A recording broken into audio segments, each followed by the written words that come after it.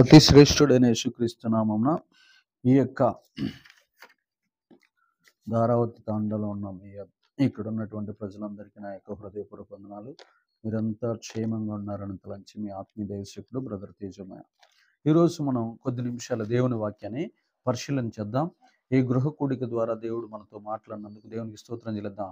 స్తోత్రం స్తోత్రం స్తోత్రం స్తోత్రం స్తోత్రం స్తోత్రం. అనేక ప్రవచనాలు దర్శనాల ద్వారా మనతో మాట్లాడిన దేవాతి దేవునికి స్తోత్రం చెల్లిద్దాం. స్తోత్రం స్తోత్రం స్తోత్రం స్తోత్రం స్తోత్రం స్తోత్రం స్తోత్రం. ఈరోజు మనం తెలుసుకోబోతున్న అంశం పేరు ఏంటంటే, నన్ను బలపరచువాని అందే నేను సమస్తాన్ని చేయగలను. ఒకసారి ఫిలిప్పీలకు రాసిన పత్రిక 4వ అధ్యాయం 13వ వచనాన్ని ఒకసారి చూద్దాం. ఫిలిప్పీలకు రాసిన పత్రిక 4వ అధ్యాయము, ఫిలిప్పీలకు రాసిన పత్రిక 4వ అధ్యాయం 13వ వచనం. నన్ను బలపరచువాని అందే నేను సమస్తమును చేయగలను. దేవునికి మహిమ ఘనత ప్రభావములు కలుగును గాక. ఇక్కడ మనం గుర్తుపెట్టుకోవాల్సింది ఏంటంటే, ఎప్పుడు కూడా మనం ఒంటరి జీవితం జీవిస్తూ ఉంటాం. చెప్పండమ్మా, ఏ జీవితం? ఒంటరి జీవితం జీవిస్తూ ఉంటాం. దేవుడు మనల్ని బలపరిచేది ఒక విధానము, మనము దేవుణ్ణి బలపరిచేది మరొక విధానం. అవునా కదా? దేవుడు మనల్ని ఎలా బలపరుస్తాడు? వాక్యం ద్వారా, ప్రవచనం ద్వారా, దర్శనాల ద్వారా, తర్వాత ఇంకా ఏంటిది, స్వరం ద్వారా, ఏదో ఒక రూపంలో మనతో మాట్లాడి మనల్ని బలపరుస్తాడు. కానీ మనము దేవుణ్ణి బలపరచాలి. మన నోటితో మనం ఎవరిని బలపరచాలి? దేవుణ్ణి బలపరచాలి. ఇప్పుడు మనకి సంతానం లేదనుకో, అప్పుడు ఏం చెప్పాలి? దేవుడు నాకు సంతానాన్ని ఇస్తాడు అని మనం చెప్పాలి. మన నోటితో మనం చెప్పకపోతే దేవుడు బలపరచబడతాడా? లేడు. దేవుడు ఏమనుకుంటున్నాడంటే, నన్ను బలపరిస్తే బాగుండు, నేను అక్కడ కార్యం చేస్తాను. మనకి చిక్కులు ఉన్నాయి. ఆ చిక్కుల నుండి కూడా నా దేవుడు ఆ సమస్యల నుండి, ఆ చిక్కుల నుండి, ఆ విభేదాల నుండి, ఆ కోర్టు కేసుల నుండి, ఆ యొక్క సాతాను క్రియలన్నిటిలోంచి నన్ను విడిపిస్తాడు నా దేవుడు అని మనం దేవుణ్ణి బలపరచాలి. మనం మౌనంగా ఉన్నాం అనుకో, దాని అర్థం మనకాడ విశ్వాసం లేదని అర్థం. మనం మౌనంగా ఉన్నాం అనుకో, మన దేవుడి పక్షాన మనము ఆయన యందు మనకు నమ్మకం, విశ్వాసం లేదని అర్థం. కాబట్టి మన నోటితో మనం ఏం చెప్పాలంటే, మనల్ని గాయపరచడానికి, మనల్ని అవమానపరచడానికి, మనల్ని కించపరచడానికి, మనల్ని హేళన చేయటానికి కొంతమందిని మన దగ్గరికి సాతాను పంపిస్తాడు. పంపించినప్పుడు మనం ఏం చెప్పాలి వాళ్ళకి? లేదు, దేవుడు నన్ను గణపరుస్తాడు, దేవుడు నాకు తోడుగా ఉంటాడు, దేవుడు నన్ను హెచ్చిస్తాడు, దేవుడు నన్ను దీవిస్తాడు, నా దేవుడు నా పక్షమై ఉన్నాడు, నాకు న్యాయం తీరుస్తాడు. ఏం చెప్పాలి? నాకు న్యాయం తీరుస్తాడు. ఇలాగ పౌలు గారు అనేక సందర్భాల్లో దేవుడు ఆయన్ని బలపరచడం కాదు, భూమి మీద ఉన్నటువంటి పౌలు గారే దేవుణ్ణి బలపరుస్తున్నాడు. భూమి మీద ఉన్నటువంటి పౌలు గారు ఎవరిని బలపరుస్తున్నాడు? దేవుణ్ణి బలపరుస్తున్నాడు. మనం కూడా బలపరచాలి దేవుణ్ణి. మనం బలపరచలేదనుకో, దేవుడికి శక్తి ఎక్కడి నుంచి వస్తుంది? దేవుడు ఎలాగా నేను శక్తిమంతుడిని నిరూపించుకుంటాడు? మనం నోరు తెరిచి చెప్పాలి. నేను ఖచ్చితంగా భవిష్యత్తులో ప్రపంచానికి ప్రవక్తను అవుతాను, ప్రపంచం మొత్తాన్ని కదిలించేటటువంటి గొప్ప దైవజనుడిని అవుతాను అని మనమే మాట్లాడలేదనుకో, ఇంకా దేవుడు ఎలా మాట్లాడతాడు? దేవుడు ఎలాగ మనల్ని స్థిరపరుస్తాడు? కాబట్టి మనం ఖచ్చితంగా, నేను చెప్పాలైనా ఇలాంటి ఆయన బిజినెస్ చేసి ఆయన ఏం చెప్పాలి? నేను మంచి మల్టీనేషనల్ కంపెనీని పెడతాను, నా పిల్లల్ని గొప్ప నాయకులుగా తయారు చేస్తాను. అప్పుడు ఆ ఆశను దేవుడు ఏం చేస్తాడంటే తీరుస్తాడు. చూడండి పౌలు గారు ఎట్లా మాట్లాడుతున్నాడు. 2 కొరింథీయులకు రాసిన పత్రిక 12వ అధ్యాయము, 2 కొరింథీయులకు రాసిన పత్రిక 12వ అధ్యాయము 10వ వచనం. 2 కొరింథీయులకు రాసిన పత్రిక 12వ అధ్యాయం 10వ వచనంలో, నేను ఎప్పుడు బలహీనుడునో అప్పుడే బలవంతుడను గనుక క్రీస్తు నిమిత్తము నాకు కలిగిన బలహీనతల్లోనూ, నిందలలోనూ, ఇబ్బందుల్లోనూ, హింసలలోనూ, ఉపద్రవాలలోనూ నేను సంతోషించుచున్నాను. చూడండి, నేను ఎప్పుడు బలహీనుడునో అప్పుడే బలవంతుడను గనుక క్రీస్తు నిమిత్తము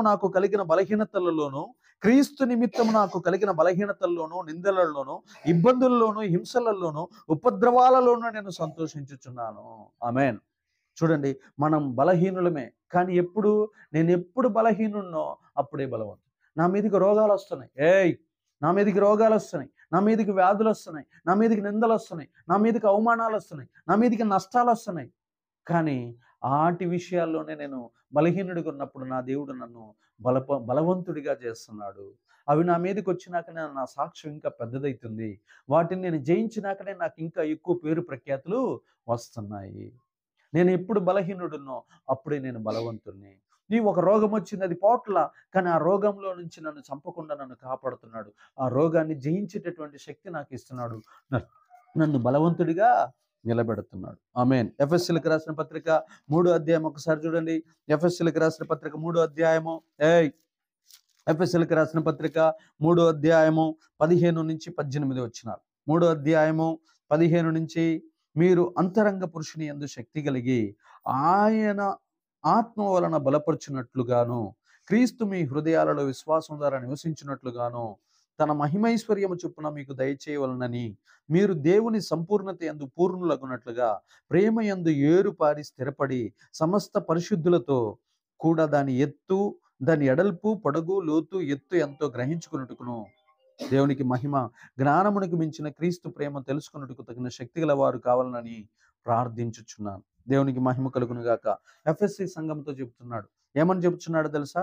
మీరు అంతరంగ పురుషుని యందు శక్తి కలిగి ఆయన ఆత్మ వలన బలపరచబడినట్లుగా.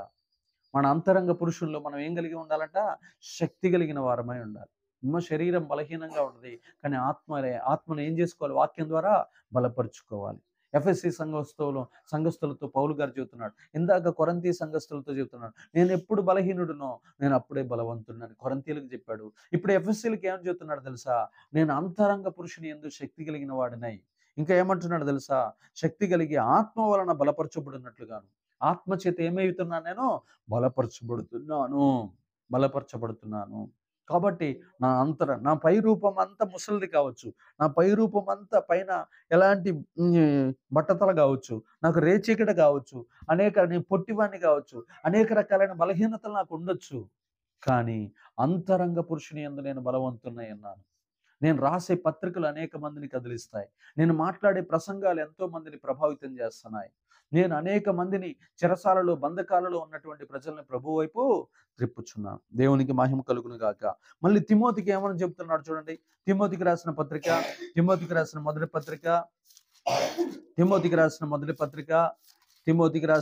పత్రిక ఏమని రాస్తున్నాడు చూద్దాం. మొదటి పత్రిక 1:13 తిమోతికి రాసిన మొదటి పత్రిక 1:13లో ఏమని చెప్తున్నాడు చూడండి. పూర్వము దూషకుడును, హింసకుడును, హానికరుడునైన నన్ను తన పరిచర్యకు నియమించి నమ్మకమైన వానిగా ఎంచినందుకు నన్ను బలపరిచిన మన ప్రభు అయిన క్రీస్తు యేసుకు కృతజ్ఞుడనై ఉన్నాను. తెలియక అవిశ్వాసం వలన చేసితిని గనుక కనికరింపబడి తిని. ఆమేన్. చూడండి, నన్ను బలపరిచిన మన ప్రభు అయిన క్రీస్తు యేసుకు కృతజ్ఞుడనై ఉన్నాను. చూడండి, ఇక్కడ తిమోతికి అంటున్నాడు, నేను హింసకుడును, దూషకుడును, హానికరుడునైన నన్ను తన కృపచేత నన్ను కనికరించాడు. తెలియక చేశాను తప్పులు, ఎంతో మందిని చంపాను, కొట్టాను, తిట్టాను, ఎగతాళి చేశాను, కానీ ఇప్పుడు నన్ను తన కృపచేత బలపరుచుచున్నాడు. దేవునికి మహిమ కలుగును. పౌలు గారు దేవుని యొక్క కృపను, పౌలు గారు దేవుని యొక్క బలాన్ని, పౌలు గారు దేవుడు పంపించేటటువంటి శక్తిని, వాటన్నిటిని ఎరిగినవాడు. అందుకనే పౌలు గారు దేవుని యొక్క బలాన్ని తెలుసుకున్నాడు కాబట్టే భూలోకంలో దేవుని యొక్క శక్తిని బలపరుస్తున్నాడు. నా దేవుడు నాకు తోడుగా ఉంటాడు, నా దగ్గరికి మరణాన్ని రానియడు, నా దగ్గరికి ప్రమాదాన్ని రానియడు, నా దగ్గరికి ఉపద్రవాన్ని రానియడు, నా దగ్గరికి కరువును రానియడు, నా దగ్గరికి సింహమోలే అపవాది నన్ను మింగటానికి వచ్చిన దాన్ని తరిమి కొడతాడు అని భూలోకంలో తన మాటలతోటి దేవుని రాజ్యాన్ని, సంఘాలన్నిటిని స్థిరపరుస్తున్నాడు. కొలస్సీలను, తిమోతిని, ఆ ఎపఫ్రొదీతుని, తర్వాత ప్రతి ఒక్కరిని భూమి మీద ఆయన యొక్క మాటల చేత దేవుణ్ణి బలపరుస్తున్నాడు. ఆమేన్. దేవుణ్ణి మనం ఏం చేయాలో తెలుసా? బలపరచాలి. నేను చాలా సందర్భాల్లో నా కుమారుడు పుట్టినప్పుడు నా దేవుడు నాకు ఇస్తాడని చెప్పేవాను. ఇచ్చాడా? ఇవ్వలేదా? ఇస్తాడు. నా దేవుడు నన్ను కించపరచడు, నా దేవుడు నన్ను అవమానపరచడు అని చెప్పాను. ఇచ్చాడా? అలాగనే కారు లేని సమయంలో కూడా చెప్పాను, నా దేవుడు నాకు ఖచ్చితంగా నన్ను నిలబెడతాడు, నన్ను స్థిరపరుస్తాడు. ఇంకా చెబుతున్నాను, నేను భూమి మీద పరిచర్య చేసేటానికి ఖచ్చితంగా నా దేవుడు హెలికాప్టర్లో కూడా నన్ను తన పరిచర్య చేయిస్తాడు. అనేక రాష్ట్రాల్లో, దేశాల్లో నేను ఆయన పరిచర్య బలంగా చేయగలను. అంటే నేను గినక మాట్లాడకపోతే దేవుడు నా విశ్వాసాన్ని తీసుకోలేడు. కాబట్టి మనం మాట్లాడాలి. ఓ పెద్ద మందిరాన్ని, ఇంటర్నేషనల్ సంఘాన్ని కట్టి దాని ద్వారా అనేక మందిని ప్రభు వైపు త్రిప్పుతాను. ఇలాంటి మాటలు మనం పలుకుతూ ఉండాలి. ఇలాగ మనం మన దేవుణ్ణి మనం భూమి మీద ఏం చేయాలంటే బలపరచాలి. మన నోటితో మనము బలపరచాలి. ఇప్పుడు మొన్న సంతు చెప్పింది నాకు, అమ్మ నీకు ఖచ్చితంగా గర్భఫలం అబ్బాయిని ఇస్తాడు. ఆ మాట ఎంత నమ్మకం దేవుడి మీద ఉంటే ఇంకొక అమ్మాయికి చెప్పింది. అలాగ దేవుణ్ణి మనం ఏం చేయాలంటే బలపరచాలి. ఏం చేయాలి? బలపరచాలి. బైబిల్‌లో 5గురు ఉన్నారు దేవుణ్ణి బలపరిచినోళ్ళు. 6గురిలో ఒక ఆయన గురించి చెప్పాను. ఒక ఆయన గురించి చెప్తాను. చూడండి ప్రియ దేవుని బిడ్డలారా, ఫస్ట్ ఆయన పేరు ఏం పేరంటే దావీదు గారు. చెప్పండి ఏం పేరు ఆయన పేరు? దావీదు గారు. చూద్దాం మొదటి సమూయేలు గ్రంథం కొద్ది నిమిషాలు చెప్పుకుందాం. మొదటి సమూయేలు గ్రంథం 17వ అధ్యాయము 8-11. 17వ అధ్యాయము 8-11. 17వ అధ్యాయము 8-11. అతడు నిలిచి ఇశ్రాయేలీయుల దండు వారిని పిలిచి, యుద్ధ పంక్తులు తీర్చుటకే మీరెందుకు బయలుదేరి వచ్చితిరి? నేను ఫిలిష్తీయుడిని కానా? మీరు సౌలు దాసులు కారా? మీ పక్షముగా ఒకరిని ఏర్పరచుకొని అతన్ని నా యొద్దకు పంపుడి. అతడు నాతో పోట్లాడి నన్ను చంపగలిగిన ఎడల మేము మీకు దాసులమగుదుము. నేను అతన్ని జయించి చంపిన ఎడల మీరు మాకు దాసులై మాకు దాస్యము చేయుదురు. ఈ దినమున నేను ఇశ్రాయేలీయుల సైన్యములను తిరస్కరించుచున్నాను. ఒకరిని నియమించిన ఎడల వాడును నేనును పోట్లాడదుమని ఆ ఫిలిష్తీయుడు చెప్పుచూ వచ్చెను. సౌలును ఇశ్రాయేలీయులందరూ ఆ ఫిలిష్తీయుని మాటలు వినినప్పుడు బహుభీతి గల వారులైరి. చూడండి ప్రియ దేవుని బిడ్డలారా, ఇక్కడ గొల్యాతు ఏమని చెబుతున్నాడు? మీలో ఒకడిని నా మీదకి పంపేయండి, వాడి గనుక నన్ను గెలిస్తే మేమంతా నీకు దాసులైతాం.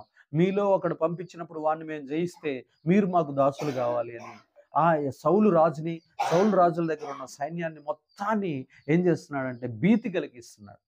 అప్పుడు భూమి మీద ఉన్నటువంటి ఆ కాలంలో ఉన్నటువంటి భక్తుడైనటువంటి దావీదు గారు ఆడి యొక్క మాటలకు వ్యతిరేకంగా ఏమని మాట్లాడుతున్నాడు చూడండి. ప్రియ దేవుని బిడ్డలారా, ఒకసారి చూద్దాం. 17:33 ఒకసారి చూడండి. సౌలు ఈ ఫిలిష్తీయుని ఎదుర్కొని వానితో పోట్లాడుటకు నీకు బలము చాలదు, నీవు బాలుడవు, వాడు బాల్యము నుండి విద్యాభ్యాసం చేసిన వాడని దావీదుతో అనెను. అందుకు దావీదు సౌలుతో ఇట్లనెను, మీ దాసుడనే నేను నా తండ్రి యొక్క గొర్రెలను కాయిచుండగా సింహమును ఎలుగుబంటును వచ్చి మందలో నుండి ఒక గొర్రెపిల్లను ఎత్తుకుని పోవుచుండగా నేను దాన్ని తరిమి చంపి దాని నోట నుండి ఆ గొర్రెను విడిపించి తిని అది నా మీదికి రాగా దానిని గడ్డమును పట్టుకుని దాన్ని కొట్టి చంపితిని. మీ దాసుడనే నేను ఆ సింహమును ఎలుగుబంటిని చంపితిని. జీవం గల దేవుని సైన్యములు తిరస్కరించిన ఈ సున్నతి లేని ఫిలిష్తీయుడు వాటిలో ఒకదాని వలె అగుననియు, సింహం యొక్క బలము నుండి ఎలుగుబంటి యొక్క బలము నుండి నన్ను రక్షించిన యెహోవా ఈ ఫిలిష్తీయుని చేతిలో నుండి కూడా నన్ను విడిపించునని చెప్పెను. అందుకు సౌలు, పొమ్ము, యెహోవా నీకు తోడుగా కానీ దావీదుతో అనెను. ఆమేన్. చూడండి, దేవుడిని బలపరుస్తున్నాడు దావీదు గారు. నాకు దేవుడు తోడుగా ఉంటాడు. నా దేవుడు నన్ను ఆ సింహం యొక్క నుండి వెలుగుబంటి యొక్క బలము నుండి విడిపించిన దేవుడు ఈ యొక్క సున్నతి లేని ఫిలిష్తీయుని చేతిలో నుంచి కూడా నన్ను విడిపిస్తాడు. ఈ మాట మనం నిజంగా అంటున్నామా? మనకి కష్టాలు బాధలు వచ్చినప్పుడు అంటున్నామా? ఒక ఉపవాసం ఉంటున్నామా? గొల్యాతు ఎంత పెద్దోడో తెలుసా? 6 మూరల జానడు, అంటే దగ్గర దగ్గర 10-13 అడుగుల ఎత్తు కలిగినోడు. అంత ఎత్తున్నోడు ముందుకు ఈయన పోయి 5 అడుగులు ఎత్తున్నోడు పోయి పోరాటం చేయగలుగుతాడా? చిన్నప్పటి నుంచి యుద్ధ అభ్యాసం చేసినటువంటి వాడు గొల్యాతు. కానీ ఈయన దగ్గర ఏముంది? ఒడిసెల తప్ప ఏమి లేదు. అయినా కానీ ఆ సింహము యొక్క బలము నుండి, ఆ ఎలుగుబంటి యొక్క బలము నుండి, బలమనండి, ఆ సింహము యొక్క బలము నుండి, ఆ ఎలుగుబంటి యొక్క బలము నుండి తప్పించిన నా దేవుడు ఈ యొక్క సున్నతి లేని గొల్యాతు చేతిలో నుండి కూడా నన్ను తప్పిస్తాడు. ఇప్పుడు దేవుణ్ణి దావీదు బలపరుస్తున్నాడా? దావీదు దేవుణ్ణి బలపరుస్తున్నాడా? దేవుడు ఆకాశంలో నుంచి వచ్చి దావీదుతో మాట్లాడుతున్నాడా? దావీదే దేవుణ్ణి బలపరుస్తున్నాడు. ఆమేన్. ఎప్పుడు దేవుడు నాకు కల్లో కనపడాలి, ఎప్పుడు నాకు ప్రవచనాలు రావాలి, నన్ను బలపరచాలి. నేను సేవకు వచ్చినప్పుడు ఓ ఫ్రెండ్ నాతో అనేవాడు, అబ్బా తేజమ్మాయి, నాకు గినక దేవుడి గినక కనబడి తోడుగా ఉండి ఒక మాట చెప్పాడంటే దెబ్బకి దేశాన్ని మార్చేస్తా అంటా ఉంటాడు. కానీ వాడు దేశాన్ని మార్చలా. ఇప్పుడు వాడే మార్చుకోక కానిస్టేబుల్ జాబ్కి పోయి ఎక్కడో పని చేసుకుంటున్నాడు. అంటే చూడండి, అంటే దేవుడు మనల్ని పిలిచింది ఎందుకు?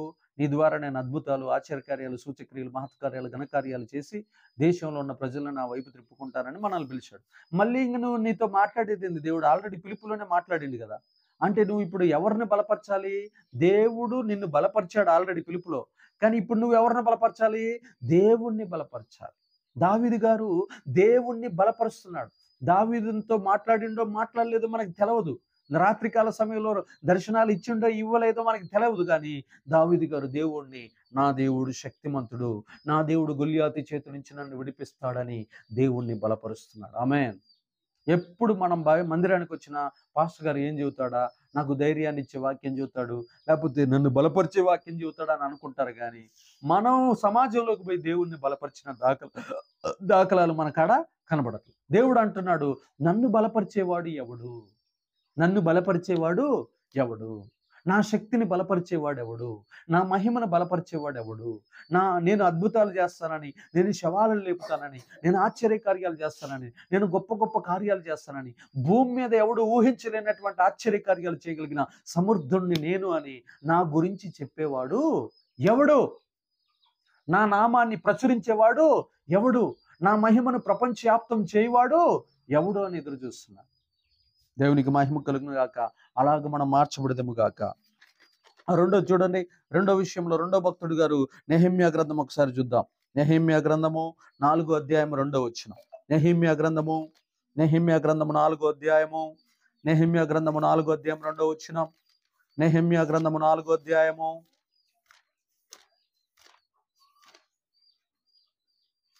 4:2లో నెహెమ్యా గారు ఏమని మాట్లాడుతున్నాడో ఒకసారి చూద్దాం. దేవుణ్ణి నెహెమ్యా గారు ఎలా బలపరుస్తున్నాడో చూద్దాం. 4:2 చూడండి, అక్కడ రాయబడిన మాట, షోమ్రోను దండివారి ఎదుటను తన స్నేహితుల ఎదుటను ఇట్లనను, దుర్బలులైన ఈ యూదులు ఏమి చేయుదురు? తమంతట తామే ఈ పని ముగింతురా? బలులు అర్పించి బలపరుచుకుందురా? ఒక దినమందే ముగింతురా? కాల్చబడిన చెత్తను కుప్పలుగా పడిన రాళ్లను మరలా బలమైనవిగా చేయుదురా? మరియు అమ్మోనీయుడైన టోబియా అతని యొద్దను ఉండి వారు కట్టిన దాన్ని పైకి ఒక నక్క ఎగిరినట్టయిన వారి రాతి గోడ పడిపోవున నేను. ఒక నక్క ఎగిరితే వారి రాతి గోడ పడిపోవునను. దేవునికి మహిమ ఘనత ప్రభావం కలుగును గాక. అమ్మోనీయుడైన టోబియా, సన్బల్టు అనేటటువంటి వారు ఇక్కడ ఉన్నటువంటి ఈ నెహెమ్యా గారు చేస్తున్నటువంటి గోడ పనిని ఏం చేస్తున్నారు తెలుసా? చేతి పనిని విమర్శిస్తున్నారు, ఎగతాళి చేస్తున్నారు. ఒక నక్క గోడ మీద ఎక్కితే అది కూలిపోతుంది అని నవ్వుతున్నారు. అక్కడున్న చెత్తని, అక్కడున్న చెదారాన్ని, అక్కడ రాళ్ల మధ్యలో ఉన్న పాముల్ని, తేళ్లను వారు కల్పించుకొని చచ్చిపోతారు. కానీ వారు ఆ గోడను కట్టలేరని నవ్వుతున్నారు, కట్టలేరని ఎగతాళి చేస్తున్నారు. మనం ఒక ఇల్లు కట్టాలన్నా, ఒక చర్చి కట్టాలన్నా, ఏదన్నా ఒక మంచి పని చేయాలన్నా, ఒక అనాథాశ్రమం పెట్టాలన్నా, ఒక కంపెనీ పెట్టాలన్నా, ఒక బిజినెస్ స్టార్ట్ చేయాలన్నా మనల్ని వెంటనే లోకం ఏం చేస్తుంది తెలుసా? ఎగతాళి చేస్తుంది. అక్కడ చూడండి, 14వ వచనంలో నెహెమ్యా గారు ఏమంటున్నాడు? అంతటా నేను లేచి చూచి ప్రధానులతోనూ అధికారులతోనూ జనులతోనూ వారికి, మీరు భయపడకుడి, మహాగణుడును భయంకరుడునగు యెహోవాను జ్ఞాపకం చేసుకొని మీ సహోదరుల పక్షంగాను, మీ కుమారుల పక్షంగాను, మీ కుమార్తెల పక్షంగాను, మీ భార్యల పక్షంగాను మీ నివాసము మీకుండునట్లు యుద్ధము చేయడని అంటేని. ఆమేన్. దేవునికి మహిమ ఘనత ప్రభావములు కలుగు. ఇప్పుడు నెహెమ్యా గారు దేవుణ్ణి బలపరుస్తున్నాడా? దేవుడు వచ్చి నెహెమ్యా గారిని బలపరుస్తున్నాడా? నెహెమ్యానే దేవుణ్ణి బలపరుస్తున్నాడు. మన దేవుడు శక్తిమంతుడు. చూడండి ఏమంటున్నాడు? మీరు వారికి భయపడకుడి, మహాగణుడును భయంకరుడనకు యెహోవాను జ్ఞాపకము చేసుకొని మీ సహోదరుల పక్షముగాను, మీ కుమారుల పక్షముగాను, మీ కుమార్తెల పక్షంగాను, మీ యొక్క భార్యల పక్షముగాను ఈ పనిని సంపూర్ణంగా చేయుడి. ఏంటంట? మీకుండునట్లు యుద్ధము చేయుడి, మీ నివాసములు మీకుండునట్లు యుద్ధము చేయుడి అని చెప్పేశాడు. దెబ్బకి ఈ గోడ కడితే మా ఇల్లులు మాకు వస్తాయి, ఈ గోడ కడితే మా యొక్క పొలాలు మాకు నీట్గా ఉంటాయి, ఈ గోడ కడితే మాకు రావాల్సిన నదీ ప్రవాహాలు ప్రవహిస్తాయి అని చెప్పి వారి నివాసాల కోసం, వారి పిల్లల భవిష్యత్తు కోసం, వారి యొక్క భార్యల భవిష్యత్తు కోసం, వారి కుమారులు కుమార్తెల యొక్క భవిష్యత్తుల కోసం అక్కడున్న సైన్యం అంతా ఆ యొక్క గోడను, నెహెమ్యా కట్టించిన యెరూషలేము గోడను వారంతా కలిసి కట్టినట్లు, అక్కడున్న పాములను చంపినట్లు, తేళ్లను చంపినట్లు, గడ్డిని అగ్నిలో కాల్చివేసినట్లు, ఆ గోడ తిరిగి నిర్మించినట్లు, అది ఇప్పటికి కూడా స్థిరంగా కొన్ని ఈ సంవత్సరాలు కొన్ని యుగాలకి మిగిలిపోయే గుర్తుగా అది నిలిచి ఉండేటట్లు గోడ కట్టినట్లు మనం చరిత్రలో చూస్తున్నాం. చెప్పండి కూడా దేవునికి మహిమ ఘనత ప్రభావములు కలుగును. ఎప్పుడు కూడా మనం దేవుడి మీద ఆధారపడటం కాదు, దేవుణ్ణి మనం సమాజంలో బలపరచాలి. దేవుడు మన యొక్క గల్లీలో మన దేవుడిని మనం గణపరచాలి. మా దేవుడు ఇంత శక్తిమంతుడని నోరు తెరిచి మనం చెప్పాలి. చెప్పకపోతే దేవుడు ఎలాంటి కార్యాలు చేయడు. తర్వాత చూద్దాం 2 దినవృత్తాంతాల గ్రంథం 20వ అధ్యాయం 20వ అధ్యాయం ఒకసారి మనం ధ్యానిస్తే అక్కడ యెహోషాపాతు రాజు ఉన్నాడు. ఆయన కూడా దేవుణ్ణి బలపరుస్తున్నాడు. ఏమని బలపరుస్తున్నాడు చూద్దాం. యెహోషువ 2 దినవృత్తాంతాల గ్రంథం ఒకసారి మనం ధ్యానిద్దాం. 2 దినవృత్తాంతాల గ్రంథం 20వ అధ్యాయం 1వ వచనం. 20వ అధ్యాయము. ఇది అయిన తర్వాత మోయాబీయులను, అమ్మోనీయులను, మోయోనీయులను కొందరును దండెత్తి యెహోషాపాతు మీదకి వచ్చిరి. అంతలో కొందరు వచ్చి, సముద్రం ఆవల నుండి సిరియన్ల తట్టు నుండి గొప్ప సైన్యం ఒకటి నీ మీదకి వచ్చుచున్నది, చిత్తగించము, వారు హససోన్ తామారులో అను ఎన్గేదిలో ఉన్నారని యెహోషాపాతునికి తెలియజేసి, అందుకు యెహోషాపాతు భయపడి యెహోవా యొద్ద విచారించుటకు మనసు నిలుపుకొని యూదా అందంతటా ఉపవాస దినం ఆచరించవలనని చాటింపగా, యూదా వారు యెహోవా వలన సహాయము వేడుకొనుటకై కూడుకొనిరి. యెహోవా వద్ద విచారించుటకు యూదా పట్టణాలన్నిటిలో నుండి జనులు వచ్చిరి. యెహోషాపాతు యెహోవా మందిరంలో క్రొత్త శాల ఎదుట సమాజముగా కూడిన యూదా యెరూషలేము జనుల మధ్య నిలువబడి, మా పితరుల దేవా యెహోవా, నీవు ఆకాశమందు దేవుడవై ఉన్నావు. అన్యజనులు రాజ్యములను ఏలువాడవు నీవే. నీవు బహుబలము గలవాడవు, పరాక్రమం గలవాడవు. నిన్నెదిరించుటకి ఎవడికి నీ బలము చాలదు. నీ జనులైన ఇజ్రాయేలీల ఎదుట నుండి ఈ దేశపు కాపురస్తులను తోలివేసి నీ స్నేహితుడైన అబ్రహాము యొక్క సంతతికి దీన్ని శాశ్వతంగా నిచ్చిన మా దేవుడవు నీవే అని ప్రార్థన చేశాడు. ఇప్పుడు దేవుణ్ణి బలపరుస్తున్నాడు. నెహెమ్యా ఏం చేస్తున్నాడు? సొమ్మసిల్లిపోయి లోపలికి పోయి ఏడుస్తున్నాడా? దేవుని యొక్క శక్తిని బలపరుస్తున్నాడు. మా పితరులకు నువ్వు వాగ్దానం చేసిన దేవా, అబ్రహాముకు రాసిస్తానన్నావు, శాశ్వత కాలంగా ఇది ఉంటానన్నావు. మా మీదకి ఎంతమంది వస్తుంటో తెలుసా? మోయాబీయులు, అమ్మోనీయులు, మోయోనీయులు, 3 దేశాల శత్రువులు మా మీదకి వస్తున్నారు. మా దగ్గర 5 లక్షల సైన్యం ఉంటే వాళ్ళ దగ్గర 20 లక్షల సైన్యం ఉంది. మేము ఎలా గెలుస్తాం? నువ్వు మాకు తోడుగా ఉండాలి, నువ్వు మాకు ఈ యుద్ధంలో సహాయం చేయాలని ప్రార్థన చేస్తాడు. యూదా ప్రజలందరినీ ఉపవాసానికి రమ్మంటాడు. వారంతా వచ్చి ప్రార్థన చేసి మొర్ర పెట్టగానే వారంతట వారే పొడుచుకునే ఎవరంట? ఆ 3 రకాలైనటువంటి దేశాల వాళ్ళ మధ్యలో వస్తా ఉన్నారు కదా.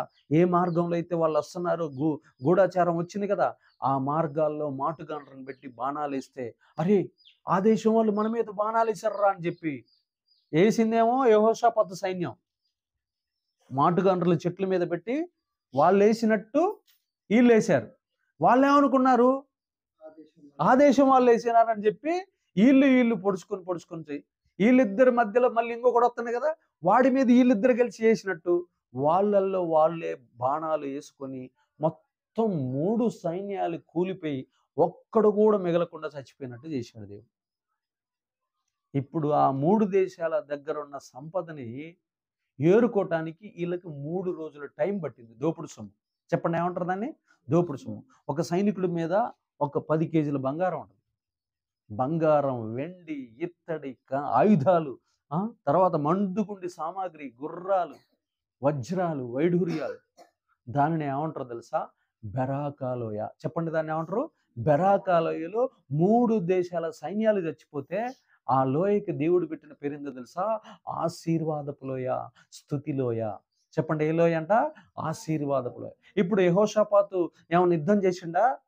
దేవుణ్ణి బలపరిచాడు, దేవుని సైన్యాన్ని బలపరిచాడు, దేవుని ప్రజలను బలపరిచాడు. మీరు వెళ్ళండి, పలానా మాటుగాండ్రలను అక్కడ పెట్టండి, మీరు అక్కడ పోయి నిలబడండి, దేవుడు అక్కడ అద్భుతం చేస్తాడు. యెహోషాపాతు ప్రార్థన చేస్తూ ఉండగా ఒక ఆయన మీదకి దేవుని ఆత్మ వస్తుంది.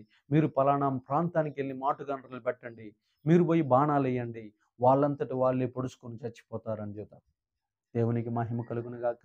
దేవుని ఆత్మ వచ్చి పలానా మార్గంలో మీరు దాక్కుని ఉండండి అని ఒక ప్రవక్త ద్వారా చెప్పగానే, ఆ ప్రవక్త ద్వారా చెప్పబడినటువంటి మాట విని రాజుగారిని అక్కడ సైన్యాన్ని పంపిస్తాడు. సైన్యాన్ని పంపేయగానే వీళ్ళు బాణాలు వేయగానే వాళ్ళు ఒకరినొకరు పొడుచుకొని చచ్చిపోతారు. 3 సైన్యాలు ఒక్క రోజులోనే చచ్చిపోయింది. ఆలోచించండి. దేవుణ్ణి బలపరిచాడా యెహోషాపాతు? దేవుడు రాత్రికి రాత్రి వచ్చి, అయ్యా నేను నిన్ను దీవిస్తా, నేను నిన్ను బలపరుస్తా, నేను నిన్ను అది చేస్తా ఇది చేస్తాను అన్నాడా? యెహోషాపాతే దేవుని శక్తిని బయటికి తీశాడు. దేవుడు తన శక్తిని యెహోషాపాతుకి చూపించాడు. దేవునికి మహిమ కలుగును గాక. స్తోత్రం, హల్లెలూయా. ఆ తర్వాత యోబు యోబు గ్రంథం 1వ అధ్యాయం 18వ వచనం. యోబు గ్రంథం 1వ అధ్యాయం 18 యోబు గారు కూడా దేవుడిని బలపరుస్తున్నాడు. 1:18 చూడండి. యోబు గ్రంథం 1:18లో, యోబు గ్రంథం 1:18, 19, 1:18 అంతటా మాటలాడుచుండగా వేరొకరు వచ్చి నీ కుమారులను నీ కుమార్తెలు తమకు అన్న ఇంట భోజనము చేయుచుండగా ద్రాక్షారసము పానము చేయుచుండగా గొప్ప సుడిగాలి అరణ్య మార్గమునుగా వచ్చి ఆ ఇంటి నలుమూలలను కొట్టగా అది యవనుల మీద పడినందున వారు చనిపోయిరి. దానికి నీకు తెలియజేయుటకు నేను ఒక్కడిని తప్పించుకుని వచ్చినానన్ను. చూడండి 1:21 అంటాడు, నేను నా తల్లి గర్భం నుండి దిగంబరినే వచ్చి దిగంబరినే అక్కడికి తిరిగి వెళ్ళదును. యెహోవా ఇచ్చును, యెహోవా తీసుకుని పోయిను, యెహోవా నామము స్తుతి కలుగును గాక. ఆమేన్. దేవునికి మహిమ ఘనత ప్రభావములు కలుగును. ఇక్కడ లాస్ట్కి తత్వశాస్త్రాన్ని బోధిస్తున్నాడు యోబు గారు. దేవుణ్ణి గణపరుస్తున్నాడు. తన పిల్లలందరూ చచ్చిపోయినా కానీ ఏమంటున్నాడు? దేవుణ్ణి దూషిస్తున్నాడా? 22వ వచనం, ఈ సంగతుల్లో ఏ విషయమందు యోబు ఏ పాపమును చేయలేదు, దేవుడు అన్యాయం చేసినని చెప్పలేదు. అంటే ఇక్కడ దేవుడు అన్నీ ఇచ్చాడు, అన్నీ తీసుకుపోయాడు. నేను దిగంబరిగా వచ్చితిని, నేను దిగంబరిగా వెళుతిని అని అట్లా అని యెహోవా నామం స్తుతి కలుగును గాక అన్నాడు. కానీ అంటే దేవుణ్ణి బలపరుస్తున్నాడా? దేవుణ్ణి శపిస్తున్నాడా? దేవుణ్ణి దూషిస్తున్నాడా? బలపరుస్తున్నాడు. ఆయనకి దృష్టిలో నేను దిగంబరిగా వచ్చితిని, ఈ అన్ని కలిగించింది ఆయనే. ఈ అమ్మాయిల్ని అబ్బాయిల్ని కలిగించింది, ఈ పిల్లల్ని సంతానాన్ని సరి సంపదల్ని కలిగించింది ఆయనే తీసుకుపోయాడు. ఇంక నేను ఆయన ఏమంటా? ఆయనే ఇచ్చిండు, ఆయనే తీసుకుపోయాడు. మనం అట్లంటామా? మనం అలుగుతాం, మందిరాలకి రాము, మందిరానికి ఇంకా డుమ్మాలు కొడతాం. దేవుడు నాకేం చేసినాడని ఆయన్ని అలిగి ఆయన ఏమంటాం దాన్ని? నేను గై చేసిన ఆయనకి, ఇంక నేను ఆయనతో మాట్లాడను, ఇంక నేను ఆయన దగ్గరికి రాను, ఆయన నాకేం చేసినాడు అని చెప్పి ఆయన మీద నిందలేస్తాం, దూషిస్తూ ఉంటాం. కానీ ఎప్పుడైతే ఈ మాటలు విన్నాడో 40 రోజుల తర్వాత, 40 రోజులు చెప్పండి, దేవాతి దేవుడు చూడండి ఆయన జీవితంలో అద్భుతం చేశాడు. ఏం చేశాడు తెలుసా? మరలా ఆయన పోగొట్టుకున్న సంపదలు, మరలా ఆయన పోగొట్టుకున్న సామాగ్రి, ఆయన పోగొట్టుకున్న సిరి సంపదలన్నీ ఆయన రెండింతల ఆశీర్వాదాలు ఇస్తాను అని చెప్పాడు. వెంటనే ఇవ్వలేదు, ఆయనకి చెప్పాడు. దేవుడు డైరెక్ట్గా వచ్చి ఆయనకి చెప్పాడు, నీకు మళ్ళీ ఇంతమంది కుమారులు పుడతారు, ఇంతమంది కుమార్తెలు అవుతారు అని చెప్పి ఆయన చరిత్రని 42వ అధ్యాయం, యోబు గ్రంథం 42వ అధ్యాయంలో మరలా చేశాడు. అంటే దేవుణ్ణి బలపరిచాడా? దేవుణ్ణి కించపరిచాడా? దేవుణ్ణి బలపరిచాడు. మళ్ళీ దేవుణ్ణి బలపరిస్తే దేవుడు అతన్ని ఆశీర్వదించాడా? తీసేశాడా? రెండింతల ఆశీర్వాదాలతో అతన్ని ఆశీర్వదించాడు. అలాగనే బైబిల్లో దానియేలు భక్తుడు కూడా చూద్దాం ఒకసారి ఏమంటున్నాడు? 3:12లో అక్కడ దానియేలు కాదు కానీ షడ్రక్ మెషక్ అబేద్నెగోలు చూడండి అక్కడ ఏమంటున్నాడు? 3:12 దానియేలు 3:12 షడ్రక్ మెషక్ అబేద్నెగోలు ముగ్గురు బాలురు, హెబ్రీ బాలురు అక్కడ ఉంటారు. వారు ఏమంటున్నారు తెలుసా? మా దేవుడు మమ్మల్ని రక్షించని రాజా తాము షడ్రక్ మెషక్ అబేద్నెగోను ముగ్గురు యూదులను బబులోను దేశంలోనికి రాచకార్యములు విచారించుటకు నియమించిరి. ఆ మనుషులు తమరి ఆజ్ఞను లక్ష్యపెట్టలేదు, తమరు దేవతలను పూజించట్లేదు, తమరు నిలువబెట్టించిన బంగారు ప్రతిమకు నమస్కరించట్లేదు అనిరి. అందుకు నెబుకద్నెజరు అత్యాగ్రహము రౌద్రము గలవాడై షడ్రకును మెషకును అబేద్నెగోను పట్టుకొని రండి అని ఆజ్ఞ ఇయ్యగా వారు ఆ మనుషులను పట్టుకుని రాజసన్నిధికి తీసుకుని వచ్చిరి. అంతటా నెబుకద్నెజరు వారితో ఇట్లనెను, షడ్రకు మెషకు అబేద్నెగో, మీరు నా దేవతను పూజించుట లేదనియు నేను నిలువబెట్టించిన బంగారు ప్రతిమకు నమస్కరించుట లేదనియో నాకు వినబడినది. అది నిజమా? బాకోను, పిల్లన గ్రోవుని, పెద్ద వీణను, సుంపోనియాను, విపంచికను, సకల విధములకు వాద్య ధ్వనులను మీరు వినును సమయములో సాగిలిపడి నేను చేయించిన ప్రతిమకు నమస్కరించుటకు సిద్ధముగా ఉండిన ఎడల సరే, మీరు నమస్కరింపని ఎడల తక్షణమే మండుచున్న వేడిమి గల అగ్నిగుండంలో మీరు వేయబడుదురు. నా చేతిలో నుండి మిమ్మల్ని విడిపించగలిగిన దేవుడు ఎక్కడనున్నాడు అన్నాడు. షడ్రకు మెషకు అబేద్నెగో రాజుతో ఇలాగ చెప్పారు, నెబుకద్నెజరు, ఇందును గూర్చి నీకు ప్రత్యుత్తరం ఇవ్వాలని చింత మాకు లేదు. మేము సేవించుచున్న దేవుడు మండుచున్న వేడిమి గల ఈ అగ్నిగుండములో నుండి మమ్మను తప్పించి రప్పించుటకు సమర్థుడు, మరియు నీ వశమున పడకుండా ఆయన మమ్మను రక్షించును. ఒకవేళ ఆయన రక్షించకపోయినను రాజా, నీ దేవతలను మేము పూజింపమనియు నీవు నిలువబెట్టిన బంగారు ప్రతిమకు నమస్కరింపమనియు తెలుసుకొనుము. ఇలాగ రాజు ముందు మాట్లాడే ధైర్యం ఎవరికైనా ఉందా? మాట్లాడదాం. సీఎం గారి కాడికి పోతాడు, అనుకుతాం. ఎమ్మెల్యే కాడికి పోవంటే ఊరి పెద్ద ముందు మాట్లాడాలంటేనే మనకి వణుకు, దడ. గ్రామ సర్పంచ్ గారికి కూడా పోయి అనా అనా అనా అనా అనా ఎందుకు భయపడేది? రోషం కలిగిన వాళ్ళు భయపడొచ్చా? ఇప్పుడు దేవుణ్ణి వాళ్ళు బలపరుస్తున్నారు. రాజుతో అంటారు, రాజా మా దేవుడు నీ వశమున పడకుండా అగ్నిగుండంలో నుంచి తప్పించగలిగిన సమర్థుడు. రెండోది, మా దేవుడు మమ్మల్ని తప్పించినను తప్పించకపోయినను సరే, ఒకవేళ ఆయన రావచ్చు రాకపోవచ్చు, అది సెకండరీ. కానీ మేము మాత్రం నువ్వు పూజించమని చెప్పిన ఆ దేవతకు, ఆ విగ్రహానికి మేము సాగిలపడనే సాగిలపడం. ఇప్పుడు దేవుడు వచ్చి షడ్రకు మెషకు అబేద్నెగోలు శివులు, అయ్యా అయ్యా నన్ను బలపరచండి, అయ్యా నన్ను బలపరచండి అయ్యా అని చెబుతున్నాడా? వీళ్ళే నోరు తెరిచి చెబుతున్నారా? అంటే వీళ్ళు ఎంత భక్తులైతే వాళ్ళు దేవుడిని అంత గొప్పగా చెప్పుంటారు. ఇప్పుడు మనకు విశ్వాసం లేదు మన దేవుడి మీద, మనం ఏమైనా చెబుతాం? పక్కింటి ఆవిడొచ్చి ఏందో మీ ఇంట్లో ఏందో కనపడుతుంది, పలానా గడ్డపార తిప్పే అనగానే, ఏం కనపడదమ్మా అని చెప్పి వెంటనే ఇంకా ఆమె చెప్పింది మనం వింటున్నాం. కానీ మా ఇంట్లో ఏం కనపడుతుంది, ఏసు రక్తం ఏసై సింహాసనం మా ఇంట్లో ఉంటే మా ఇంట్లో ఏం కనపడుతుంది పిచ్చిదనపా అని ఇప్పుడు అన్నావా? నీకేదో కనపడనంగా ఆమె చెప్పింది. ఇంకా ఆమె తాయెత్తు కట్టమంటే కాయెత్త, మిరపకాయ కట్టమంటే మిరపకాయ, ఆమె ఉసిరికాయ కట్టమంటే ఉసిరికాయ, ఆమె ఇంకా ఆమె ఏది కట్టమంటే అది కడతండి. ఇంక ఇప్పుడు ఆమె మాట చెల్లుతుందా, దేవుడు మాట చెల్లుతుందా? మరి ఇక్కడ షడ్రకు మెషకు అబేద్నెగోలు ఏమంటున్నారు తెలుసా? మాకు తెలుసు మా తాతలు తండ్రులు అబ్రహాం, ఇషాకు, యాకోబు విగ్రహారాధన చెయ్యాల, కాబట్టి భూమి మీద బతికి ఉన్నంత కాలం మేము విగ్రహారాధన చెయ్యం. నువ్వు ఎక్కడైనా రమ్మను, ఏ పనైనా చేయమని చేస్తాం, కానీ విగ్రహానికి బొమ్మకు మాత్రం మేము మొక్కం. మా దేవుడు కాపాడని కాపాడి, మా దేవుడు నువ్వు వేస్తున్న శిక్షలో మేము కాలిపోతున్నా సరే, మేము కాలిపోనైనా కాలిపోతాం, చచ్చిపోనైనా చచ్చిపోతాం, కానీ ఆ సిద్ధాంతాన్ని మాత్రం మేము విడిచిపెట్టం. లాస్ట్కి ఒక మాట చదువుకుందాం. ఆదికాండం 39:9. ఆదికాండం 39:9. ఆదికాండం 39:9 చదువుకుందాం. లాస్ట్ మాట దేవుడు మనతో మాట్లాడుగాక. నీవు అతని భార్య అయినందున నిన్ను తప్ప మరి దేనిని నాకు అప్పగింపాక ఉండలేదు, కాబట్టి నేను ఎట్లు ఇంత ఘోరమైన దుష్కార్యము చేసి దేవునికి విరోధంగా పాపము కట్టుకుందునని తన యజమానుని భార్యతో యోసేపు అనెను. ఇప్పుడు దేవుడు పరిశుద్ధుడని చెప్పి యోసేపు అంటున్నాడా? లేకపోతే అయ్యా నువ్వు నా దగ్గరకు వచ్చి సైనించయ్యా ఏం కాదని అంటే తప్పించుకొని తిరుగుతున్నాడా? దేవుడికి భయపడుతున్నాడా? నా దేవుడు పరిశుద్ధుడు కాబట్టి నేను కూడా పరిశుద్ధుడిగా జీవించాలి. నా దేవుడు ఎవరంట? పరిశుద్ధుడు కాబట్టి. ఇప్పుడు దేవుడు రాత్రికాల సమయంలో యోసేపు, ఫతీఫర్ భార్య నిన్ను అపవిత్రపరచబోతుంది అని దర్శనం కానీ స్వరం ద్వారా కానీ మాట్లాడి చెప్పాడు యోసేపుకి? చెప్పలా. యోసేపుకి స్వరము రాలా. ఏదో చిన్నప్పుడు 2 దర్శనాలు వచ్చినాయి, ఈ మధ్యలో దేవుడు మాట్లాడిన దాఖలాలు బైబిల్లో లేవు. ఇప్పుడు ఎవరు తన పరిశుద్ధతను కాపాడుకుంటున్నారు? నా దేవుడు పరిశుద్ధుడు కాబట్టి నేను కూడా జీవితాంతం ఎలా ఉండాలి? పరిశుద్ధుడిగా ఉండాలని దేవుణ్ణి యోసేపు బలపరుస్తున్నాడా? లేకపోతే యోసేపు దగ్గరికి వచ్చి నేను పరిశుద్ధుని నన్ను బలపరచుని దేవుడు అంటున్నాడా? యోసేపే నా దేవుడు పరిశుద్ధుడు కాబట్టి నేను భూమి మీద పాపము చెయ్యి. మరి ముఖ్యంగా నువ్వు నా యజమానుడి భార్యవి, నిన్ను నాకు అప్పగించలా, ఇల్లు మొత్తం అప్పగించాడు, నిన్ను మాత్రం నాకు అప్పగించలేదు కాబట్టి నేను నా దేవుడికి వ్యతిరేకంగా పాపము చెయ్యను. నా దేవుడికి వ్యతిరేకంగా నేను పాపము చెయ్యి. నా దేవుడు పరిశుద్ధుడు కాబట్టి, నా దేవుడు పరిశుద్ధుడు కాబట్టి నేను కూడా భూమి మీద ఉన్నంతకాలం పరిశుద్ధుడిగానే జీవిస్తానని దేవుని పరిశుద్ధ క్రియను బలపరుస్తున్నాడు. దేవుని పరిశుద్ధ క్రియను ఏం చేస్తున్నాడు? యోసేపు బలపరుస్తున్నాడు. మనం కూడా ఆరాధనకి రమ్మని చాలా మంది అంటూ ఉంటారు. పాస్టర్ గారు రోజు ఇంటికి వచ్చి చెప్తాడు ఆరాధనకి రమ్మా అని.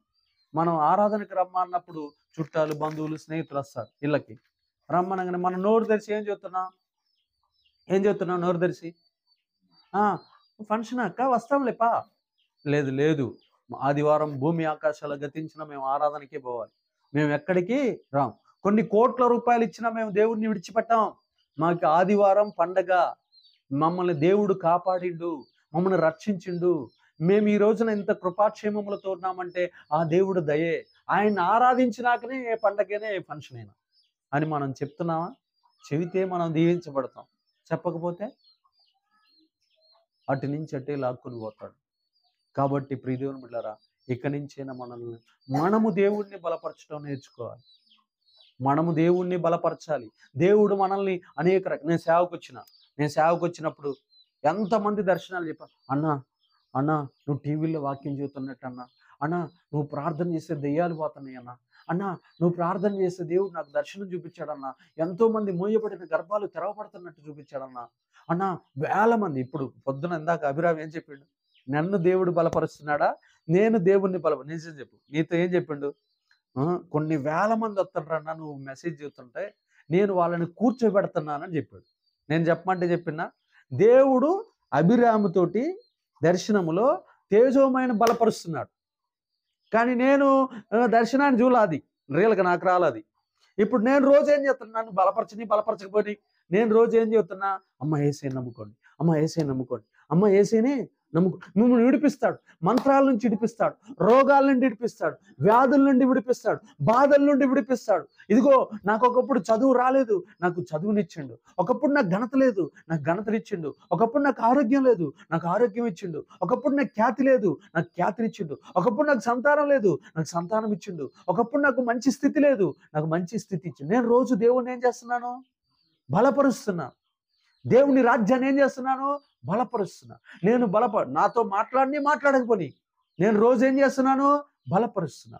దెయ్యాల నుండి విడిపిస్తాడు నా దేవుడు, మంత్రాల నుండి విడిపిస్తాడు నా దేవుడు, మూయబడిన గర్భాలు తెరుస్తాడు నా దేవుడు, ఉద్యోగాలు లేని వారికి ఉద్యోగాలు ఇస్తాడు నా దేవుడు, దీర్ఘకాలిక రోగాల నుండి విడిపిస్తాడు నా దేవుడు అని దేవుడు సంఘంలో ఉన్న వాళ్ళందరికీ ఏం చెబుతున్నాడు?